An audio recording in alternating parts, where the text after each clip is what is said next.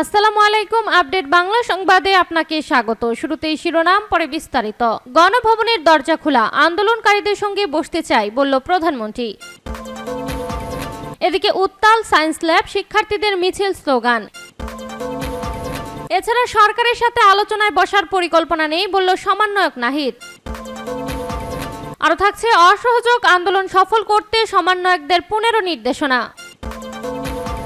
অন্যদিকে রাজধানীর বিভিন্ন সড়কে শিক্ষার্থীদের অবস্থান, দৌড়ে স্থান ত্যাগ পুলিশের।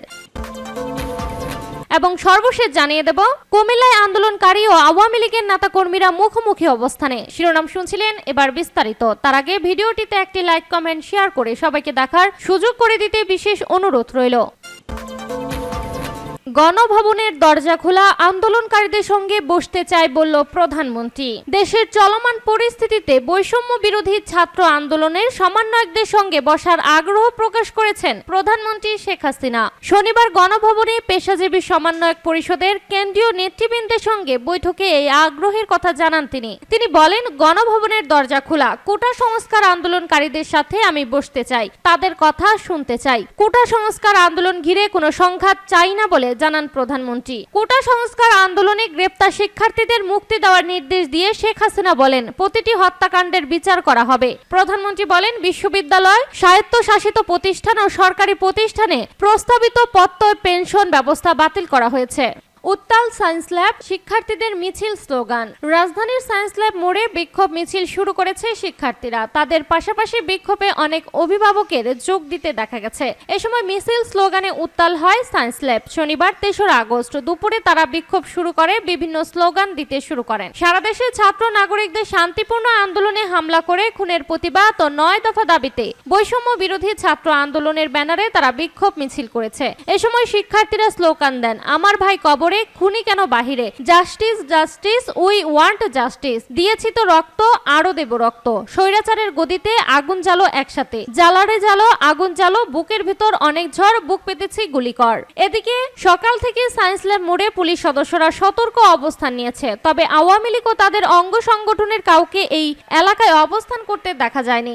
সরকারের সাথে আলোচনায় বসার পরিকল্পনা নেই বলল সমন্বয়ক নাহিদ। বৈষম্য বিরোধী ছাত্র আন্দোলনের অন্যতম সমন্বয়ক নাহিদ ইসলাম জানিয়েছেন, সরকারের সাথে আলোচনায় বসার কোনো পরিকল্পনা নেই তাদের। আর শনিবার তিনি গণমাধ্যমকে এই কথা জানিয়েছে। তিনি বলেন, যখন আমরা ডিবি হেফাজতে ছিলাম তখন প্রধানমন্ত্রীর সাথে আলোচনায় বসার প্রস্তাব দেওয়া হয়েছিল, কিন্তু আমরা এই প্রস্তাবের প্রতিবাদে ডিবি হেফাজতে অনশন করেছিলাম। গোয়েন্দা পুলিশের ডিবি হেফাজতে থাকা কোটা সংস্কার আন্দোলনের 6 সমন্বয়ককে বৃহস্পতিবার বিকেলে ছেড়ে দেওয়া হয়। কোটা সংস্কার আন্দোলনের নেতৃত্বাধীনকারী বৈষম্য বিরোধী ছাত্র আন্দোলনের সমন্বয়কেরা গতকাল ঘোষণা দিয়েছেন, তারা সাম্প্রতিক হত্যাকাণ্ডের প্রতিবাদে এবং তাদের 9 দফা দাবি আদায়ে আগামীকাল রোববার থেকে দেশব্যাপী অসহযোগ আন্দোলন শুরু করবেন। 9 দফা দাবি আদায়ে তারা আজ সারা দেশে বিক্ষোভ কর্মসূচি পালন করছেন।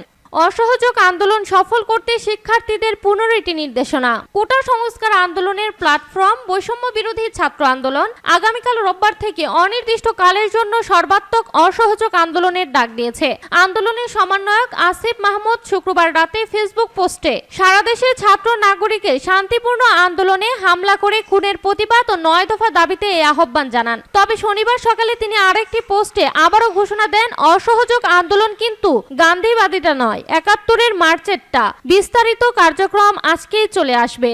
অবশেষে তারা তাদের এই নতুন কর্মসূচি সফল করার জন্য সকলের উদ্দেশ্যে 15টি নির্দেশনা দেন। আসিফ মাহমুদ পোস্টে জানান, কেউ কোনো ধরনের ট্যাক্স বা খাজনা প্রদান করবেন না, বিদ্যুৎ বিল, গ্যাস বিল, পানির বিল সহ কোনো ধরনের বিল পরিশোধ করবেন না। সকল ধরনের সরকারি বেসরকারি প্রতিষ্ঠান, অফিস, আদালত ও কলকারখানা বন্ধ রাখার কথা বলেন। চাকরিজীবীদের উদ্দেশ্যে বলেন, আপনারা কেউ অফিসে যাবেন না, মাস শেষে বেতন তুলবেন। নির্দেশনায় শিক্ষা প্রতিষ্ঠান সমূহের কার্যক্রম বন্ধ রাখতে বলা হয়। একই সাথে প্রবাসীদেরকে ব্যাংকিং চ্যানেল দিয়ে দেশে কোনো ধরনের রেমিটেন্স পাঠাতেও বারণ করা হয় শিক্ষার্থীদের তরফ থেকে। সকল ধরনের সরকারি সভা, সেমিনার আয়োজন বর্জন করার কথাও বলা হয়। ফেসবুক পোস্টে ঘোষণা করেন আসিফ মাহমুদ, বন্দরের কর্মীরা কাজে যোগ দিবেন না, কোনো ধরনের পণ্য খালাস করবেন না, দেশের কোনো কলকারখানা চলবে না, গার্মেন্টস কর্মী ভাই বোনেরা কাজে যাবেন না, গণপরিবহন বন্ধ থাকবে, শ্রমিকরা কেউ কাজে কাজে যাবেন না। ব্যাংকের ক্ষেত্রে বলা হয় যে জরুরি ব্যক্তিগত লেনদেনের জন্য প্রতি সপ্তাহে রোববারে ব্যাংকগুলো খোলা থাকবে।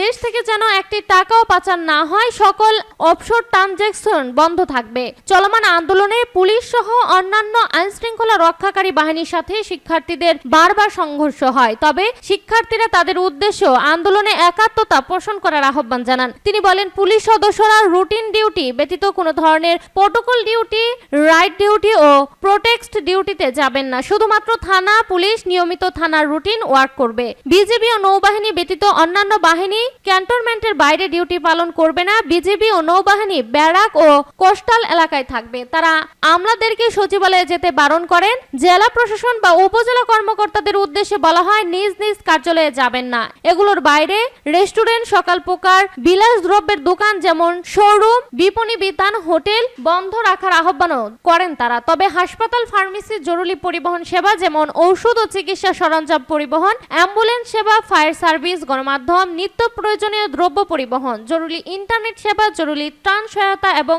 এই খাতে কর্তব্যরত কর্মকর্তা কর্মচারী পরিবহন সেবা চালু থাকবে। আসিফ মাহমুদ বলেন, নিত্য প্রয়োজনীয় দ্রব্যমূল্যের দোকানপাট বেলা 11টা থেকে 1টা পর্যন্ত খোলা থাকবে।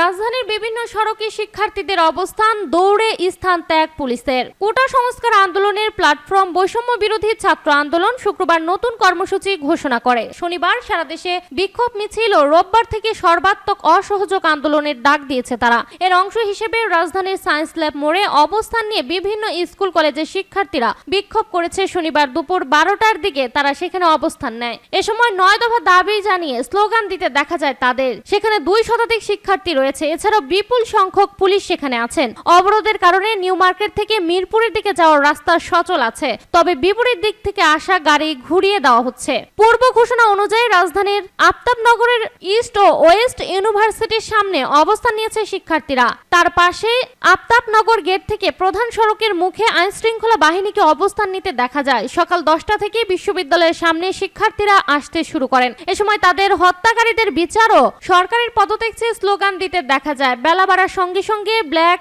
IEUBDA আইডিয়াল স্কুল সহ বিভিন্ন শিক্ষা প্রতিষ্ঠানে শিক্ষার্থীদের উপস্থিতি বাড়তে শুরু করে। সেখানে বেলা 1:45টার দিকে সরজমিনে দেখা যায় রামপুরা সড়কে অবস্থান নেওয়ার চেষ্টা করছেন শিক্ষার্থীরা। বিপুল সংখ্যক পুলিশ সতর্ক অবস্থানে রয়েছে। দুপুর 12:15টার দিকে শিক্ষার্থীরা খিলগাঁও রেল স্টেশন ফ্লাইওভারের নিচে অবস্থান নিয়েছে। সেখানে অবস্থান নিয়ে নানান স্লোগান দিচ্ছে তারা। সড়ক অবরোধ থাকায় 12টার কিছু আগে পুলিশের কয়েকজন কর্মকর্তা কথা বলার জন্য তাদের দিকে এগিয়ে যান। ওই কর্মকর্তাকে দেখে শিক্ষার্থীরা ভুয়া ভুয়া স্লোগান দিতে থাকেন। তার দিকে অনেকে তেড়ে যায়। এই অবস্থা দেখে ওই কর্মকর্তা অনেকটা দৌড়ে স্থান ত্যাগ করেন। এর কিছুক্ষণ পর অন্য একজন পুলিশ কর্মকর্তা গিয়ে তাদের সহিংসতা না করে আন্দোলন করার অনুরোধ জানান। এ সময় শিক্ষার্থীরা হাততালি দিয়ে তাকে অভিনন্দন জানান। এরপর ওই পুলিশ কর্মকর্তাও স্থান ত্যাগ করেন।